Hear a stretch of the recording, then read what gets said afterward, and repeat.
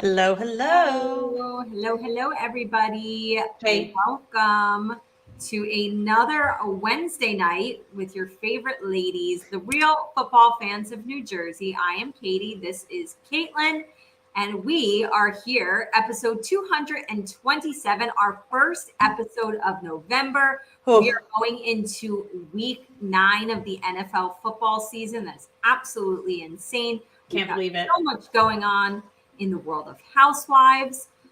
So we got a great show for you guys tonight. Can't wait to dive into it all. But we first want to start with some questions that you guys had for us. We did ask you to send in some questions on social media. So we have 4 good ones here in front of us. We're going to get into those first before our big stories for football and Housewives. So, question number 1, this is a football one. Who is your mid-season front runner for MVP? Ooh, good question. I kind of think of two people. Actually, you know what? I was thinking of two people, but I'm gonna switch it and the other person out. I'm gonna go offensive and defense here, and it sucks that I'm naming these two people because they are absolute rivals to the New York Giants, obviously. So offensively, I'm gonna go with Jalen Hurts on this one. I think I absolutely love what he's doing in Philadelphia, and I think he's really clicking with his offense. He's clicking with that team, really showing up week after week. He's showing that he's versatile quarterback. He's doing many things up and down the field. So offensively, I see that for sure. Defensively, sucks for me to say another person. I go with Micah Parsons on this one. Again, another player that is just showing up week after week. And unfortunately, it is for an NFC East rival. But I'm looking at those two players and just kind of like just off the just not even kind of diving into stats like on the fly right here. I think of these two players kind of top of mind right now. And we love a defensive player to win MVP. Like that's awesome. You would love Yeah. to see it. You love to see it. I mean, I know I did, and I feel like you did too, maybe. Had Micah Parsons as my preseason defensive player of the Yes. year pick. Mm-hmm. So MVP is always a hard one to get for a defensive player. They really need to have like almost a historical defensive season to Right. kind of snag that one away from an offensive player. I'm going to go with Josh Allen. I just think he's the best player in the league right now this season as we're going. I think Buffalo, I understand, props to Philly. They're still undefeated right now. I still feel as though Buffalo is the best team in the league right now. They're certainly the team that I trust most in a season where it feels like you can't trust anybody. So Josh Allen is obviously spearheading that team. And like I said, I feel like he's the best player in the league right now. I got to go with him. Yeah. You almost wish that you get to see Philly, Buffalo in the regular season Yeah. because like essentially we wouldn't be able to see them until the Super Bowl. And with how things are going, like I really think it's still up in the air for everyone. Like I don't know. Right. But maybe that's kind of like a next season. The NFL's looking at scheduling and stuff, and maybe they try to throw that in next season for Absolutely. Hey, listen, I mean, I don't know, obviously, just depending on what divisions play each other next year and right. so on and so forth and what place you finish in. If one of those teams, and they could, if one of those teams wins the Super Bowl, they'll get the they'll get the season opener. Right. And then, if they happen to have to play each other that year, that would definitely be, probably a lot of people's vote for give us that as the season opener. Let us see it. All right, question number 2. Are you upset the Giants didn't receive anyone at the trade deadline? Yeah, so it's interesting because we talked about this. I think we talked about it last week, or maybe it was like a week or two ago. Yeah. I don't know if it was my get it off my chest or if it was just like a separate topic of, kind of like, should the Giants do anything right now or are they good and where they are? Right.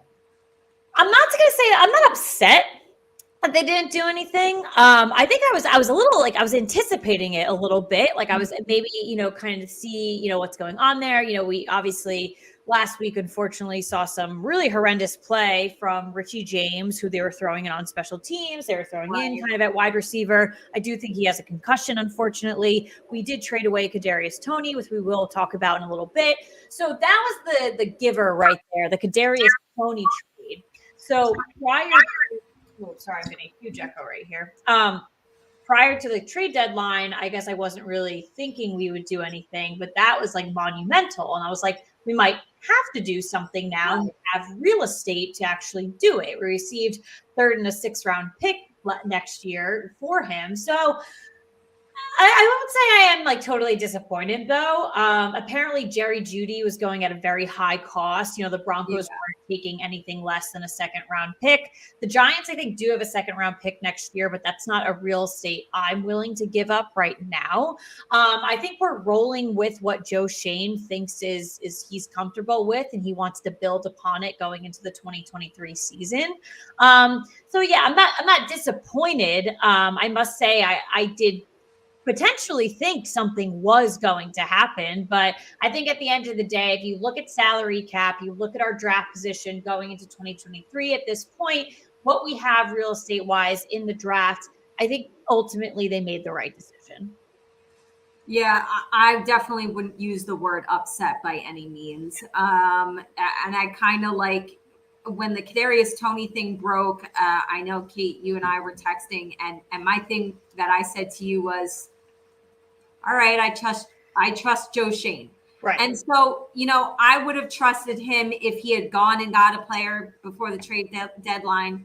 I would have trusted him if we did nothing. Right. So I feel good about him and what he's trying to do. And yeah, I really feel like if anything, we were going to go after a wide receiver. And there were only a couple of names and so many teams like going after just a couple of guys. You know what I mean? And I feel like another guy we're going to talk about in a little bit, Chase Claypool. I thought what he went for, way too much. Right. So if that's what these guys were going for, okay, have Chase Claypool. Like, that's fine. If Jerry Jeudy was going to be like a 1st rounder, okay, you keep Jerry Jeudy then. So exactly. Joe Shane kind of had like his presser, and they asked him about it, and he was like, basically said what I said. Like, there are only so many guys, and there's so many teams that are going to outbid you and be willing to give something more than maybe you want to. So it is what it is. Not upset. Right. Question number 3, will the Giants beat the Cowboys on Thanksgiving? They, of course, are meeting each other on Turkey Day this year. Not super happy about that. But what do you think, Kate? Here's where I'm at right now. I'm very happy that the Giants are going into a bye week. I think that we did analyze bye weeks before the season, and this one, I think I was in favor of this one, and you might have been up in the air about the Giants. I like maybe a week 9 bye is a good bye. Maybe we were swapped on. Maybe I was a little up in the air. I think with how the season has rolled out for us and coming off the loss to the Seattle, I'm actually pretty happy the bye week is right now. We can kind of get our ducks in a row. Maybe there's some injuries, some inklings out there that we can kind of like fix, do whatever. Thanksgiving's not far away. We are already we're 3 weeks away from Thanksgiving tomorrow, which is shocking. We are 3 weeks away, and we have 2 weeks of what should be easy games with Houston and Detroit. If those are big monumental wins for us, I think we already played Dallas pretty competitively. Unfortunately, we got the loss on Monday night. We were there in person, obviously. It was also, don't forget, people, it was with Cooper Rush, not with Scott. So that's going to be different. Definitely going to be a little bit different. You've seen a little bit of a spark, obviously, with Dak coming back for that team. I don't know. I think that I don't know if we run away with the win on this one. I don't think we will beat them on Thanksgiving. Yeah, I got to be honest. I think it's going to be a loss. And I just think, it took everything out of them to try to beat them the first time with Cooper Rush, not with Dak Prescott. Barring any crazy injuries on Dallas's side, I just think it comes down to the fact that, like, we don't do well against their defense. We also don't do well in prime time. most teams don't do well against that defense. That is a very strong defense, and I'm going to say it's going to be a loss. It's going to be a shitty little asterisk next to our Thanksgiving this year. Oh, what are you thankful for? Not this game, not the fact. I will do that. I do host Thanksgiving in my little table back there. Right before the game, we will do what we're thankful for. And I will not be thankful for the fact that the Giants are playing on Thanksgiving. But it's not terrible. I don't know if you remember that one year. It was like, I don't know how many years ago. We played on Thanksgiving, Christmas, and New Year's Eve. We played on all three of the big holidays. And it was just like, why are you trying to ruin like everything for us? Not happy. And our final question, obviously, like we just said, Giants are on the bye this week 9 bye. What do we normally do / what will we do for the Giants bye this weekend? Yeah, I mean, we still watch football during the bye week. Yeah, it's still obviously. I don't revolve my day around it though, usually, because obviously with the Giants, and last week we had a 4:00 game that was actually pretty relaxing because I was kind of like not a pressure to turn the TV on right at 1 p.m. You kind of just like relax into the day. So yes, I usually relax myself into like the Sunday, whether it's, I like going on hikes, do a hike, you could do a brunch, you could do a breakfast, you can do anything to where you're not like, again, like solely strict to beginning right at 1:00. And again, there's definitely football. I actually do have, I am headed out to Pennsylvania this Sunday for a family party. But there will still be football. Fortunately, I am going to Eagles country, but they are playing on Thursday. So I will not be forced into any uncomfortable situation, but there will still be football. There will still be family. So it's for me, it's a pretty normal football Sunday. So Nice. I'm glad you mentioned brunch. That's what I'll be doing. Yeah. So beautiful. I do have my husband and I have a nice little brunch reservation. Actually, he's a 49ers fan. The 49ers are on the bye this week. So it's a beautiful thing. It worked out really nice. Perfectly. So we have a brunch reservation at a spot we've been wanting to go to. And then after, we're going to go watch the games at, a bar, because every weekend, my friends know that I don't like watching in public with everybody when the Giants are playing. And they always harass me to come out. No, it doesn't happen. I'll catch you on the bye week. So they'll catch me on the bye week. I'll go out to the bar. I'll watch some of the games and hang out. So we did that. I know we did that last year, actually. We did go and hang and watch some football games. So it's definitely, it's a good weekend to do that. If you're like Katie and I, where we need to be in first of all, our own little bubble. It's like we're just us and we just need to be watching the game by ourselves. So yes. All right, we actually did get a question just in now too.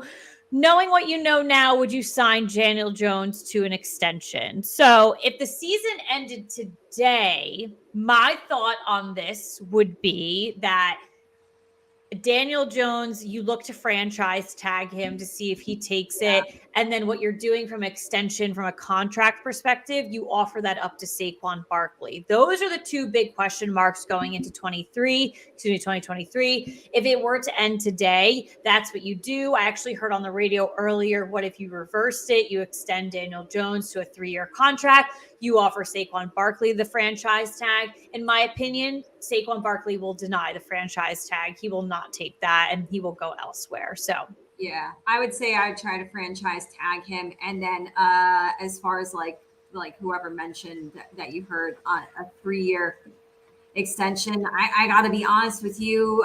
I would prefer like a 1-year. That's a lot. Yeah. Not a 3 years. So I agree. Yep. I think he's done great, and I'm really proud of him. I'm really happy for him. But it just, I don't think I'm there yet where I'm like, let's lock him down for 3 years. So there's still a lot of football to be played too. But again, if the season ended today in that type of world, the Giants are 6-2. That's great. I'm good if the season ended today.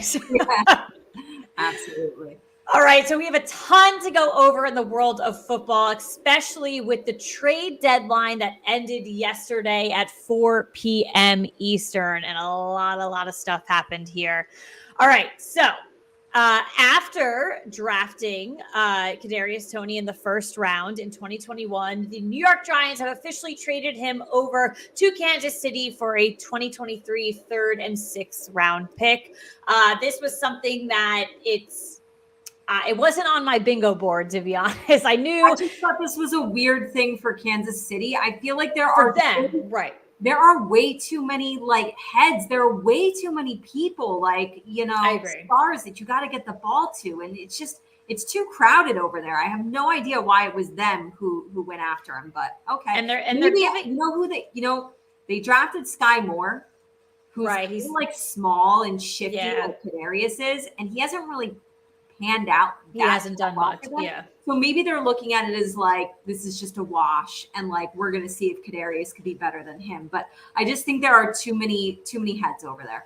You see, but for me, like if that's the argument, like you see if Kadarius Toney is better than him 2 years from now, not right now, because Kadarius Toney could be a wash for all we know. A lot of people have been saying that. Whatever, they're on rookie contracts, whatever. But it was a weird spot, I thought. Yeah, and listen, the Giants get a third and a sixth round pick next year. We are already building up again that real estate in the 2023 draft. And listen, with the expertise behind Joe Shane, like I ain't hating that. So give us the more picks. So, all right, Chicago traded linebacker Con Smith to Baltimore for a 2023 second and fifth round pick. Amazing for Baltimore, amazing. Yeah, honestly, and linebacker AJ Klein. So huge W there, I feel. Yeah.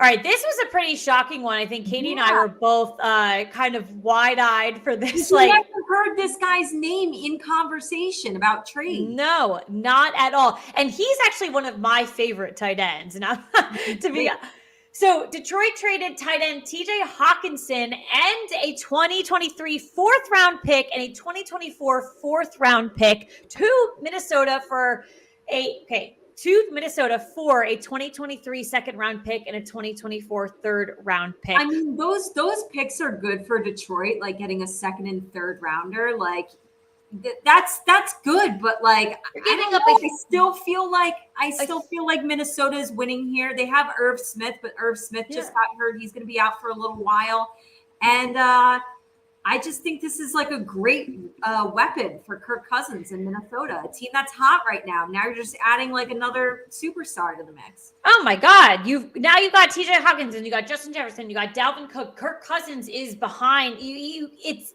insanity what Minnesota's doing right now. Yeah. And I think a lot of people were questioning like what Minnesota was giving up. But in my opinion, Minnesota is hot, like you had just said. They're trying to make a push right now. They're not just playing for what, like they're trying to like actually, find themselves in the Super Bowl. Like they are one of the better NFC teams right now. So this move was not for the future. This move was for right now to see what the hell they can do because they're already proving themselves right now. So bring in a top tight end talent. And like I said, TJ Hawkinson is one of my favorite tight ends in the league. So really interesting pick there for sure. All right, Pittsburgh traded wide receiver Chase Claypool, which I think his name was definitely floating around, so we knew it was going to happen, for a 2023 second round pick. Hated this. He's not worth a second round pick. I don't even know if I would have wanted him for a third round pick. Listen, I had Chase Claypool last year in fantasy football. He had that breakout rookie season. Right. He sucked last year. He's really not doing anything spectacular right now to warrant a second round draft pick. And if this is what the Giants were going up against, like I said at the beginning of the show, go ahead. Have Chase Claypool for a second rounder. We don't want any part in that. Right. Well, I definitely heard this name rumbling a little bit, but I'm actually surprised they did pull the trigger. Denver traded linebacker Bradley Chubb and a 2025 fifth round pick to Miami for running back Chase Edmonds. So interesting swap there for sure. It's with running back Chase Edmonds and then a 2023 first round pick and a 2024 fourth round pick there. It's a lot. But Miami, this is huge for Miami. I love this for Miami. Yeah. A team that can win now. And Bradley Chubb in the mix on defense, I'm scared. I'm scared of Miami. Like I've been scared of Miami since the season started. Now they're doing this. So yeah. Woo. This was a move. That was quite the move for Miami. Yeah. All right, the Washington Commanders traded cornerback William Jackson III and a future late round draft pick for a future late round draft pick. That was a quiet one because they said if nobody wanted to trade for him, they were going to release him anyway. Right. So that's kind of just like one that we could skip right over.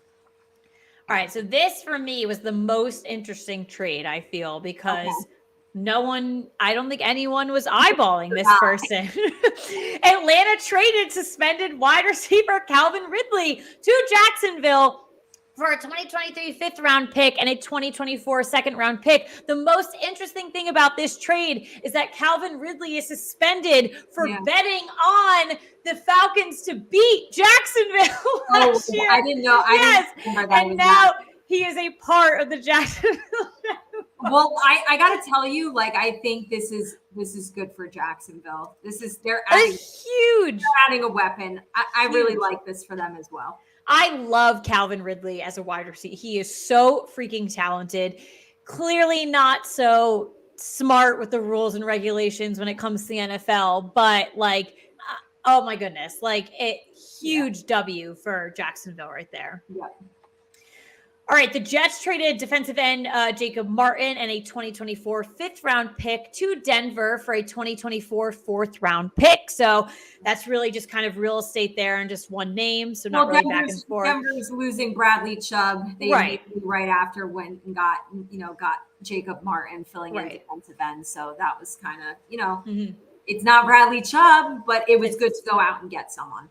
Absolutely. And then the Indianapolis Colts traded running back Nyheim Hines for running back Zach Moss and a 2023 conditional fifth round draft pick. This one's interesting for me because I do have Nyheim Hines on my fantasy team. So now the shift over to Buffalo, that's actually going to change up my dynamic a little bit there. So yeah, I mean they've got Devin Singletary, so it changes the dynamic. Oh, I have both of them now. Actually, I just all right. Well, that's honestly, if you have one of them, it's almost just better to have both of them because you don't really know like what that dynamic is going to look like. Right. So you're in a good position to see what shakes out with that. But that one came right at the buzzer. Like I was watching like ESPN, I was watching Adam Schefter on my TV, and he was like, "I don't think anything else is coming in. Like we've got 2.5 minutes left," and then like at the buzzer, this last one came in. So.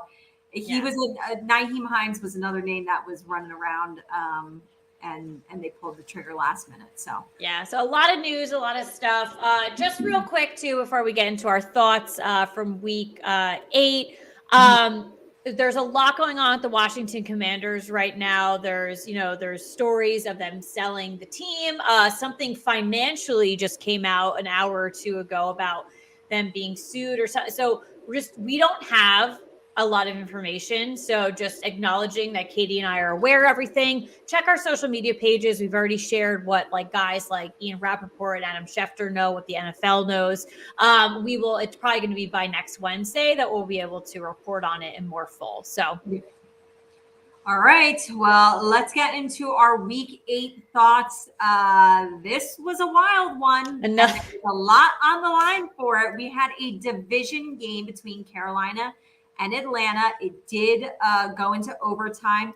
Carolina kicker Eddie Pinheiro missed 2 potential game-winning kicks. So bad. One was on a celebration on a DJ Moore touchdown where he just had to kick the extra point. They got the penalty for like excessive celebration, pushed him further back for the extra point, and he missed it. So DJ Moore's fault on that one. He still should have made it, but like, dude, like really? So he missed 2 potential game winners. They went into overtime. Atlanta's kicker Younghoe Koo ended up being the one to hit a 41-yard game-winning field goal, 37-34 in overtime. And the reason this was so big is it officially put Atlanta in first place in the NFC South. So I thought it was going to be done by this. I think I'd said that to you. I was like, they have a couple of days of being in first place in the NFC South. Tampa Bay lost on Thursday. So the two teams went into this game knowing that like that was huge. That opened the door for one of them to get into first place. they're still there. So after being down 10.5, Miami had a comeback 31-27 win over Detroit. Monster game. Like, God, wouldn't anybody love to have this duo? Tyreek Hill had 188 receiving yards, and Jalen Waddle had 106 receiving yards and 2 touchdowns. They're just like, it's like playing a game, like playing a video game. It's not fair. It's not. This was surprising, and I officially am like done with Las Vegas. But New Orleans shut out Las Vegas 24-0 behind 3 touchdowns from running back Alvin Kamara, plus 4 sacks and 1 interception from the defense. Ouch. 0 points. I'm like, I guess I'm definitely Adams. I don't know for the people that had him in fantasy. I know my husband has him. I don't know what he ended up with. I know for the majority of the game while we were looking at it, he had like negative points. Right. It was awful. I guess I'm just like, I'm very like shocked with the Raiders just scoring 0 points, but also like if you go like on the side of the Saints, like I'm actually a little surprised that like Alvin Kamara like went all because it's the Saints are kind of been up and down like this season. Yeah, so like they have been, yeah. So yeah, but it's definitely more shocking that the Raiders were actually literally not physically capable of putting up a point, not even 3. Absolutely crazy. New England, they had a division game. They edged out the Jets 22-17 off of 3 interceptions from quarterback Zach Wilson. It was a rough day for him. Yeah. Not his best performance, and he's certainly been playing much better than he showed this past weekend. So Philly, they remain undefeated. They beat Pittsburgh 35-13 with 4 passing touchdowns from quarterback Jalen Hurts. Tennessee running back Derrick Henry, he could go off any game. He ran for 219 yards and 2 touchdowns in their 17-10 win over Houston. And then this last one, this just cracks me up. Like already putting in work with this new team. San Fran running back Christian McCaffrey had a rushing, receiving, and a passing touchdown. By the way, that was a good pass. It was like damn good throw. Like QB1 Christian McCaffrey. Yeah. Like honestly, that was in their 31-14 win over the Rams. The San Fran just has the Rams number. They really do. So that was a big win for San Fran right there, and wraps up another crazy week. Well, I mean, talk about they have their number, but the Patriots also have the Jets number. Honestly, that's a huge, that was going into this weekend. That was the Jets were utmost confident they were finally going to hand it over to the New England Patriots. And Bill Belichick walked into MetLife and was like, I don't think so. Yeah. Not today. Well, listen, the fact that it was that close, considering the fact that he threw 3 interceptions, like, you know, I'm interested to see it again, to see the rematch. Well, it's in a couple of weeks, I think. It's in it's very quick. It's a quick turnaround time. Yeah. So, all righty. So we are already moving into week 9. Our New York Giants are on a bye this week, along with 5 or 6 teams. Yeah, we are with not last week was 2 teams. We are on a big bye week for sure, including our New York Giants. So just make sure you guys are checking your fantasy. I totally screwed myself over last week with the London game and bye weeks, but I saved myself. So here's my scenario. I have Justin Herbert and Trevor Lawrence, and I Justin Herbert was on the bye last. Yes, week. And I didn't realize there was a 9 o'clock. I didn't realize there was a London game because I'm a dumbass. Quarterback. I had to pick up a quarterback last minute, but I picked up Taylor Heineke and he went off. And I had Derrick Henry on that team and I still lost. So I don't know how, but I lost. I lost by like 3 points. It was a huge, but it worked out. So I might keep Taylor Heineke, to be honest. So it's at the end of the day. I love it. So with many people, obviously on the bye, we have a lot less games this week. But we are going to give you our picks for week 9, plus 1 lock and 1 upset. Katie, get us started with your picks for the week. All right. In week 9, I am going with Philly, the Chargers, Miami, Cincinnati. I'll probably regret this, but Green Bay, New England, Buffalo, Minnesota, Jacksonville, Arizona, Tampa Bay, Kansas City, and Baltimore. My lock, I know it's a little tricky because it is a division game, but my lock is still going to be Buffalo over the New York Jets. And my upset, another division game, is going to be the Arizona Cardinals over the Seattle Seahawks. All right. We had 9 similar. Okay. All right. So I am kicking off the week and going with Philly, the Chargers, Miami, Cincinnati, Detroit, New England, Buffalo, Minnesota, Jacksonville, Seattle, Los Angeles, Tennessee, and wrapping up the week at Baltimore. My lock is the Philadelphia Eagles over the Houston Texans. And my upset, and I guess it's technically an upset, I don't know what the records are, the Tennessee Titans over the Kansas City Chiefs. Yeah, I would call that an upset. Yeah. Yeah. I'll call, like I said, I haven't really looked at, records, whatever Vegas is telling me, but I'll call it an upset. So, All right. All right. We'll see what happens. Another crazy week, probably, as always. But let's get into our big stories of the week in the world of Housewives. We are in some financial real estate trouble here. We're talking about a former Real Housewives of Atlanta star's house going into foreclosure. So this past week, news came out that former Atlanta star Kim Zolciak's $2.6 million mansion is going into foreclosure. A notice of sale under power shows that her and her husband Kroy's home is set to be sold at auction after they failed to pay back a $300,000 loan taken out on the property in 2013. That is also their second mortgage on the house after acquiring a $1.6 million mortgage in 2012. So per county records, the couple modified their second loan at least once in 2018 to help lower payments. They're also up to date on their first mortgage. So it's unclear why the couple is paying their first and larger mortgage instead of paying off their second one, which is not as big. Right. The property was supposed to be put for sale on the first Tuesday of November. That's yesterday. So I don't know what ended up happening with that, if that's updated yet. But it's going to be sold. It would be sold at public outcry to the highest bidder for cash. Kim and Kroy have not made any public comments about the house, which is valued at $2.5 million and has 6,900 square feet of living space.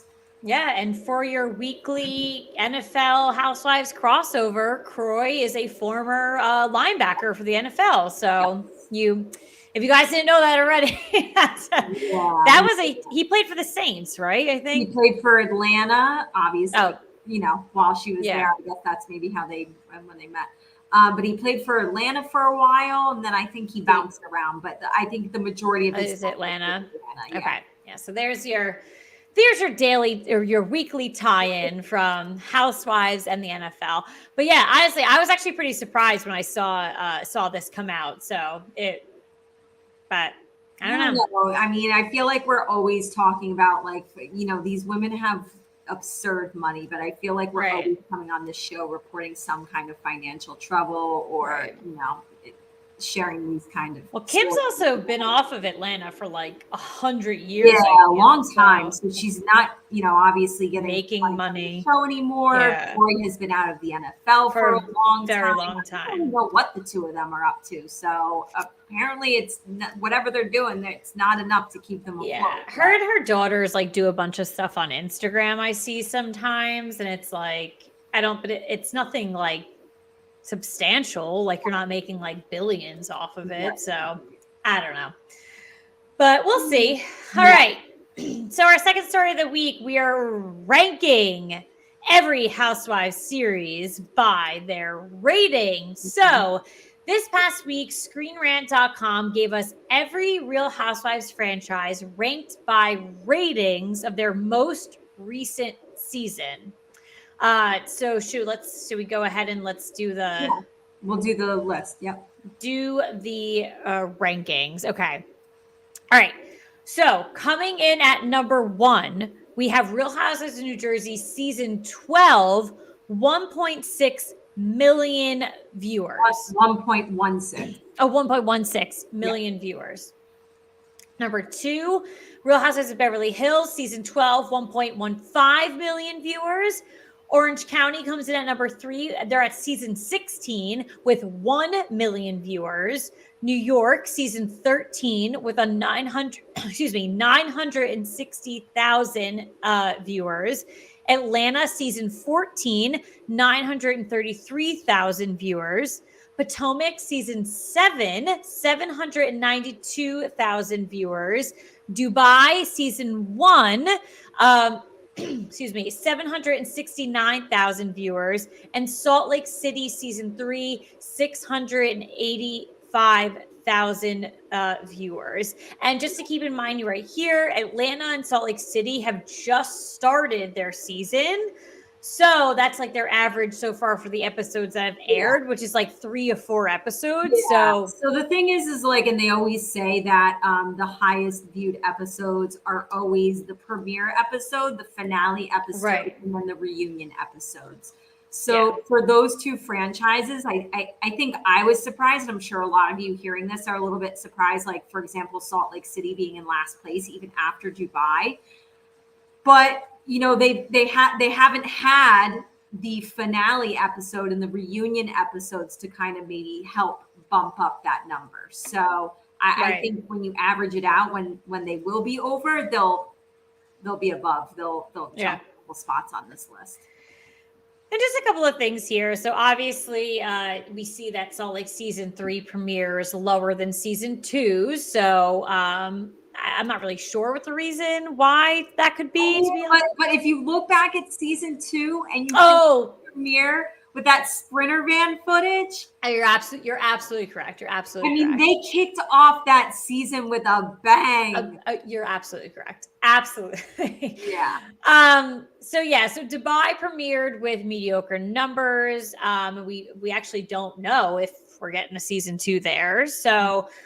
Potomac season 7 had a significant drop off from the season before. So they're going from 1 million views to 792,000 views. So it's a big drop for what we always say, like people love Potomac. Like, I think we are the only people that don't love Potomac, I think. So maybe people are just jumping on board with us there.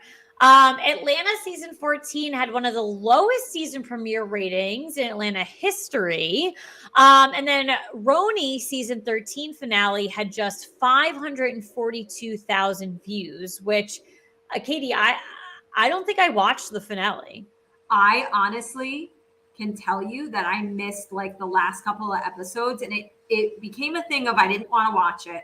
And then it became a thing of I don't want to watch it, but I know I'll finish it. And then it became a thing of like, it's been a couple months now, and I've never finished it, and I don't think I ever will. Yeah. So I mean, maybe that's a wine night we have to do. We'll actually watch the final episode. The lost footage. We'll go. The dark ages. We'll go into the archive and actually tell you guys. We'll finally do our own season of the, what's it called? Like the couch. The People's Couch. Yeah. If anyone's listening or watching like us knows who's behind the People's Couch or just like how they do it technically, like Katie and I would love to do the People's Couch for you guys, and we think we'd be really good at it. You know how people also do like those streams, like on like YouTube, where they're playing like a video game, right? Show their face, but also show what their screen looks like. Whoever knows how to do this, you gotta help us out. Like I gotta I am like technically savvy to a point. I do not know how the hell to do that shit. No. So like anyone watching, please help us out. Like I'm sure like every like 12-year-old knows how to do that. Let's just tap in our nephews, then they'll figure it out because someone will figure it out. But Katie and I would be really good at the People's Couch. So we would deliver you guys great content. Alrighty, Orange County has dipped in ratings since Vicky and Tamara left the show. So maybe by the way, news, this did come out this week. It wasn't like a full story to share with you guys, but they're filming right now. They're on a cast trip in Cancun, and there is photo evidence of Vicky at this cast. She's there. So that's big, you guys. Like Vicky is like, she's making her way back. It's happening. And I think that people were joking that that the fans bullied Bravo into bringing her back. So We they obviously told you guys that Tamara is coming back too. yes, So. Tamara is coming back. But hey, listen, the stats right here are there that it's dipped since they both left. So Bravo's probably like, let's see what we can do. So and then Beverly Hills ratings have gone up from the season before and brought in 1.4 million views for part 3 of their reunion. So I'm not surprised about that because there's a lot of drama going on right now, but in Beverly Hills. So, and then New Jersey numbers have only gone up and premiered season 11 with 1.1 million views. No surprise there because they're holding. Next season of New Jersey is probably going to like break all of these numbers, right? It has to. People are waiting for this upcoming season. But I don't know, Katie. I feel like it might like make or break them. Like it needs to deliver. I think it will. It's going to be huge. It's going to be a big season. Their numbers are going to be through the roof. Yeah. All right. Well, all right. We shall see. We shall see. We're ready for it. We are. Let's get into our game for the night. This game is called True or False, the Strangest Season Ever edition. So on Monday, Adam Shine wrote an article for NFL.com and answered 9 true or false statements. We're going to reveal his answers, and we are going to give our own for each as well. So statement number 1, the Raiders are the most disappointing team in the NFL. Adam's answer is true. Caitlin, what did you say? This is just a testament that either Adam or someone from NFL.com is watching our show because we literally had this last week or the week before, verbatim, who is the most disappointing team. After last week, Katie, I'm going with true on this one. At least the Detroit Lions held on for dear life last week, and they almost came out with the W. I don't look at the Lions as disappointing because a lot of people are going to look at the Lions like they only won 3 games last year. So what they're doing now is kind of what we expected from them. You and I expected more from them. Right. But I went with true as well. But I did want to say that there are a lot of honorable mentions for this one. I said, even though they have a 4-3 record, it doesn't feel like that. And I felt like I still expect more from them. I'm putting the Chargers in there. Yeah. Green Bay, obviously, Tampa Bay, obviously, and even the Rams, like a 3-4 record coming back from, the Super Bowl last year. It's just not enough for any of these teams. They're not performing up to standards right now. All right, statement number 2, the Falcons will win the NFC South. Adam's answer is true. What's yours? I'm going with false on this one. Tampa Bay will be sneaky and come around. So, and we just did this last week on the show. Oh yeah, we did this last week too. Yeah, we were talking about who we thought would finish in first, who would finish in last, how many from each division would go to the playoffs. So we have to stick with our answers, and we both said that Tampa Bay is still going to win this division. Damn it, Adam! You are watching our show and stealing our shit. Number 3, the Jets should bench Zach Wilson. Adam said false. I said false too. It was 1 game. New York media, New York fans, get your panties out of a bunch. Like, what relax. A weird statement. I'm going false. Freaking relax. Oh, you should have, Katie. What? New York radio since Sunday has been a fucking whirlwind of disasters. You drafted this kid to be your franchise quarterback. Yeah. Okay, he's in his sophomore season. The Jets are doing better than anybody could have dreamed of this year right now. And the kid had 1 poor game. Again, 1 bad game. Second NFL season. He's still learning. He's still growing. Give it up. It's New York. It's wild. Get out of here. Number 4, the Vikings are the second best team in the NFC. Adam said false. I mean, statistically right now, record-wise, they do have like the second best record. They are. And I gotta go with true on this one. I think you could arguably put like maybe Dallas into the mix for number 2. I think Philly's on top, obviously. Yeah. And maybe near the end of the season, like you want to put like someone like the Niners or Green Bay in there. But like as of right now and like today and like what we're seeing, like I gotta go with true on this one. And I'm not one. I always shit on the Vikings. Like I'm not one to like. I'm I don't know, I'm going to bite my tongue here and just be like, yeah, like I think it's true. I'm dodging this one. I'm going false only because, and it's kind of like going along the lines of what you're saying, even though you said true, is I just don't think it's like clear cut that they're number 2. Like I want to see a mix of like them. You can make arguments for Dallas, and I said you can make arguments for San Fran. So I don't think there's like a clear cut number 2. I think, like we said, Philly is 1, and then 2, there's like a couple teams in the mix there. Okay. All right, number 5, Frank Reich and Chris Ballard should be on the hot seat in Indianapolis. Adam said true. I'm agreeing with Adam on this one with true. It's what a disappointing team, honestly, right now. And just you say you're benching Matt Ryan because of an injury, but it's also indefinite that he's not going to be it. Like it's just to me, like I don't know what's going on. Like it's just a team that we had a lot of high hopes for. And is it the coaching? Is it management? I don't know, but everyone in Indy should be on the hot seat, in my opinion, come season end.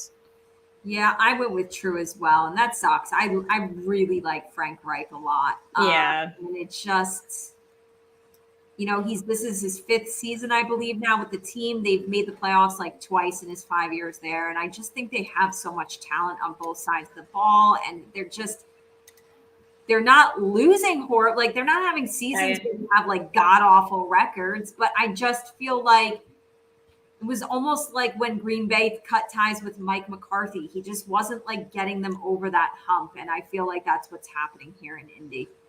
Yeah. And nobody there is helping them get over the hump. So, all right, number 6, the Seahawks will fold. Adam said false. Yeah. So I took like a 50-50, like true false to this question. I hate the fact that the statement is will fold. I don't think that they're going to completely crumble and lose every game here on out. I also don't think that they're going to win every game here on out. I think they're going to be kind of mediocre for the rest of the season. So that's why I kind of like, I couldn't pick like a true false, like, because it's like, I don't know. It's like either or is like up in the air, but like I don't think they're going to completely crash and burn. But I also don't think they're going to be as good as they have been up until this point. So I have to stick with my answers from last week. I did predict that Seattle was not going to be in first place in their division by the end of the year. I said that they were going to be in 4th place. So I'm going to have to go. I would call that folding. So I'm going to have to say true. Okay. Number 7. The Dolphins are back. And by the way, this was written before Bradley Chubb was added to this roster. So just know that. But the Dolphins are back. Adam said true. I think we kind of like gave our answers at the beginning of the show. Is she frozen? She froze. Well, we kind of gave our answers at the beginning of the show when we said that we were both afraid of Miami. So I went with true on this one. Adding Bradley Chubb is obviously like a massive win for the defense. And, they've got Tua back. He's healthy. The receivers, their playmakers are going off each week. So, yeah, I would not want to see this team in the playoffs. They are back for sure. Let's see if Kaylin's going to come back. She's still frozen. She freezes on me every episode now. Am I back? You're back. You freeze on me every episode now is what I just told the people. Oh, I know. It's so bad. I don't know why. But I did say, like, we both basically said at the beginning because we were saying we were afraid of the Dolphins. So I said true. Yeah. They're back. Yeah. True. Okay. Number 8. The Packers took positive steps Sunday. By the way, just keep in mind, they lost to Buffalo 27-17, but I think, people expected them to get blown out a lot worse than that. So Adam said the Packers took positive steps Sunday. Adam said false. I say false too. The Packers still suck in my opinion. Yeah, false.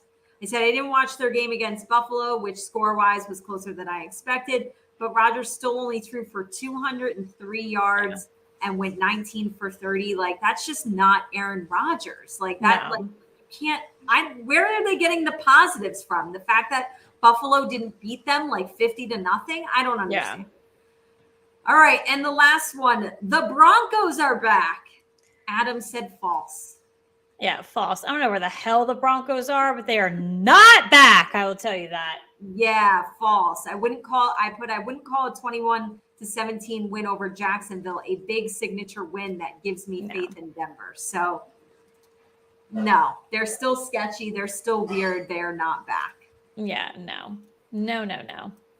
Do not agree. That was a good game, though. I mean, obviously, we don't really always love doing our Adam Shine reports. And I think he is definitely listening to this show because a lot of stuff was stolen from last week. But yeah, I mean, it's interesting to look at all of this for sure. So, yeah.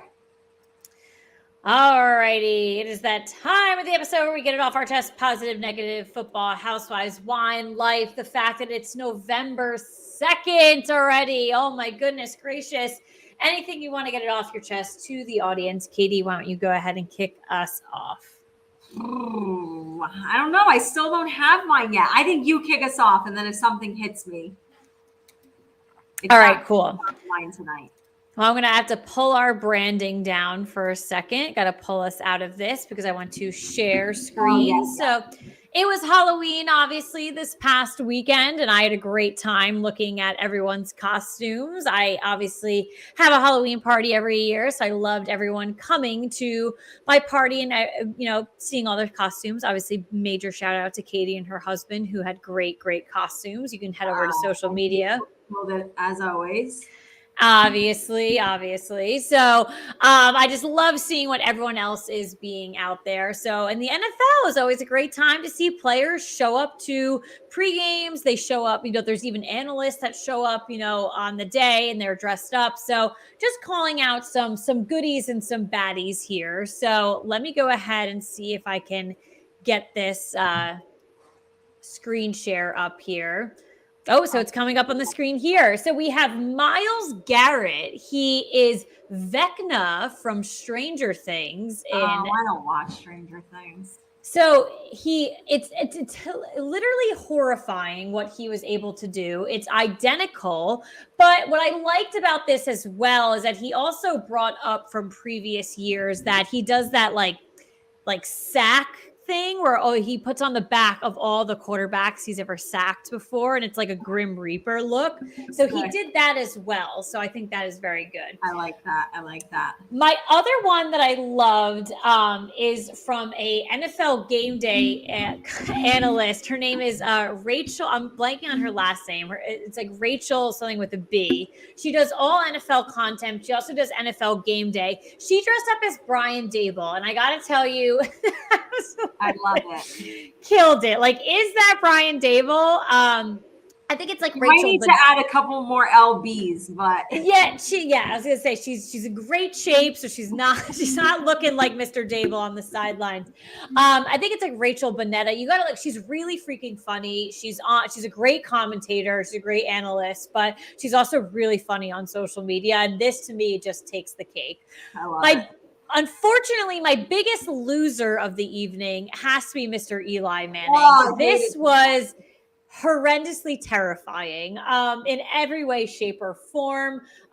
Yes. So Eli, I'm not sure what we're doing there. Please and always stop doing that. And yeah, those were a couple of the Halloween things I wanted to call out there. But yeah, Eli looked like the guy from, I don't know if you've ever seen the scary movie The Hills Have Eyes, but don't watch scary movies. Yeah. No. He looked like that. He looked like the guy from the Goonies. He looked like a combination of all of those people, and it was terrifying. So just had to, call out some of the Halloween things I saw this week. So all right. Listen, I'll just say that I'm happy to have this Giants bye. Me too. Think, like you said, it comes at a good time. I'll point out and get it off my chest. Maybe everyone thought I was crazy. Sadly, I hated to be right, but I did say that both the Jets and the Giants were going to lose this past week. I just had a gut feeling about it. I really did. Going into the bye with a 6-2 record is obviously still incredible and more than anyone could have ever imagined. Get some rest, learn some things from this loss, get healthy, come back. Like we said, I think these are two winnable games coming up against Houston and Detroit.